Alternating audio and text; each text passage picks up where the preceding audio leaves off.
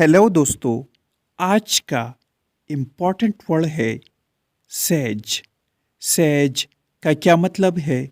आइए सीखते हैं आज की इस छोटी सी वीडियो में। सेज मीन्स आकिल, दाना, हकीम या आलिम। आइए इस वर्ड को सेंटेंस में इस्तेमाल करते हैं।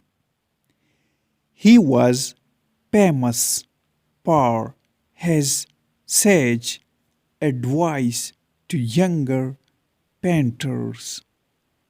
वो नौजवान मुसव्विरों के लिए अपनी बाबाओं के मशवरे के लिए मशहूर थे।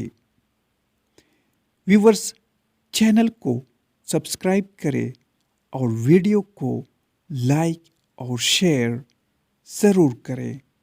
Thanks for watching.